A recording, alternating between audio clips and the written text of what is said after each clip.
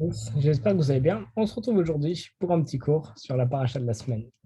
On voit, il y a marqué dans notre paracha qu'il y avait une grande pierre qui était sur les puits et que justement tous les bergers n'arrivaient pas à la soulever.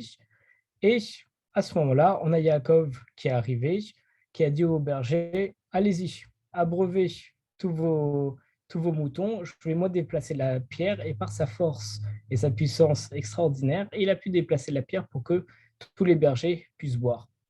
Il y a une question qui se pose, c'est au début, Yaakov il dit aux bergers, allez-y, qu'est-ce que vous attendez? Allez faire paître vos troupeaux, allez les faire boire. Mais il n'avait pas remarqué depuis le début qu'il y avait une pierre beaucoup trop grosse pour ces gens-là pour la déplacer. Donc pourquoi est-ce que dès le début, il leur a dit allez faire paître vos brebis, alors qu'en réalité, c'était obvious, c'était évident et on le voyait qu'il y avait une pierre bien trop grosse qui les empêchait de faire ça. Alors le Imre les Emet, qui rapporte le Yalkut Yehuda, il nous explique que lorsque Yaakov il a aperçu les bergers qui étaient assis à côté du puits sans rien faire, alors là, il a dit, et il s'est dit, est-ce que c'est parce que vous avez décidé que vous étiez incapable de déplacer cette pierre, que vous restez inactif et que vous n'étiez pas et que vous essayez pas? Il dit, c'est pas ça la bonne voie à suivre. Parce que tout d'abord, un homme, il doit essayer. Et essayer, c'est le mot essentiel et principal. Il faut essayer de faire les choses. Et après, Hachem Yazor, après Akadosh Baruch Hu, il vient en aide. Mais si on ne fait pas ça, si on ne fait pas l'effort, si on n'essaye pas, alors on ne pourra jamais rien faire. Et d'ailleurs, Yaakov, il a appliqué lui-même ses paroles, parce que bien qu'il savait que normalement, il n'avait pas la force nécessaire pour déplacer la grosse pierre, cependant, ça lui coûtait rien d'essayer, d'utiliser sa force pour essayer de la pousser. Et en faisant cet effort, en faisant cette ishtaldout, alors Akadosh Baruch Hu, il lui a envoyé la bracha et il lui a envoyé plus de force pour pouvoir la faire glisser. Et comme Rachid nous dit, aussi facilement que quelqu'un qui fait glisser le bouchon d'une bouteille ou d'un tonneau.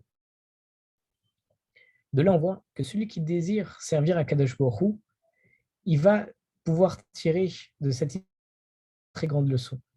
C'est qu'on ne doit jamais se dire en avance, je suis incapable de faire telle ou telle chose, j'aurai jamais la force, c'est trop gros pour moi. Non, il doit toujours se dire, je vais faire ma doute, je vais faire la petite étincelle, et Akadosh Baruch Hu, il va m'envoyer le gaz comme dans le briquet, ce qui va transformer l'étincelle en flamme.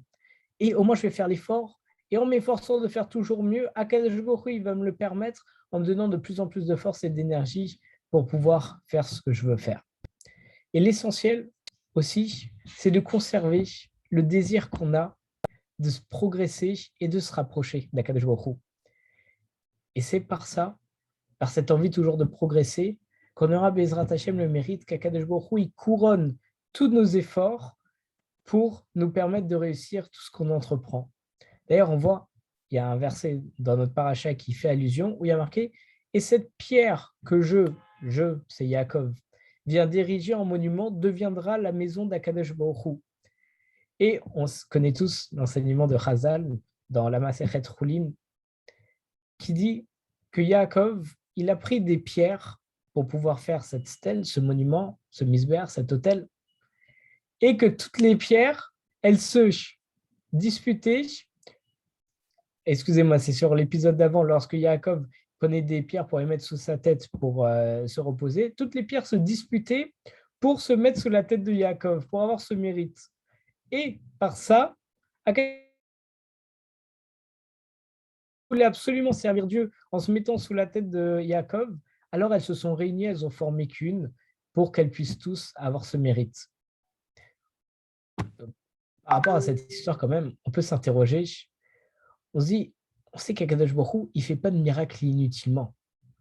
Alors pourquoi est-ce qu'il a modifié les lois de la nature? Pourquoi est-ce qu'il a modifié les lois de la nature pour ces pierres? Quel mérite elles avaient les pierres pour que Akadosh Baruch Hu, il fasse qu'il y ait un miracle contre les lois de la nature pour les mettre tous ensemble et pour satisfaire leur volonté commune? Parce qu'en réalité, si Akadosh Baruch Hu n'avait pas fait de miracle, Yaakov il aurait pris quelques pierres ou bien une pierre un peu plus grosse, il l'aurait mis sur sa tête, ça aurait été pareil pour lui. En fait, ça vient nous enseigner combien la force de la volonté, elle peut être grande. Parce que si un homme, il veut vraiment de tout son cœur, ardemment, c'est quoi ardemment? Ça vient du mot ardent, et ardent, ça fait toujours référence aux pierres ardentes, au feu. Donc si quelqu'un, il veut ardemment, dans tout son cœur, servir à Kadosh Baruch Hu, alors à Kadosh Baruch Hu, il va utiliser ce feu pour l'aider, pour qu'il puisse le servir. Et donc si même les pierres, elles se sont fondues tous ensemble pour former une seule pierre, tout ça pour servir à Kadosh Baruch Hu, parce que c'était leur volonté et leur seul but, alors à plus forte raison, Kalvachomer, le cœur d'un homme qui veut se raffermir et qui veut se rapprocher d'Akadosh Baruch Hu, alors c'est sûr qu'Akadosh Baruch Hu, il envoie la bracha dessus. Et d'ailleurs, c'est pour ça que Yaakov, il s'est écrié Aïvenazé, cette azot, cette pierre-là. Il voulait donc suggérer, en fait, par ses paroles, la force de la volonté et du désir qu'avaient les pierres de se mettre ensemble, et même à tel point qu'elles ont eu le mérite d'avoir un miracle et qu'elles se sont toutes réunies pour que plus tard, elles sont devenues la demeure de Akadosh Baruch Hu. Que c'est grâce à ce désir ardent que justement le Beth Amikdash il sera reconstruit Bezrat Hashem comme l'exprime le Tiferet Shlomo dans un verset de Devarim qui nous dit l'endroit qu'il aura choisi pour y faire résider sa présence, vous le chercherez et vous irez là-bas.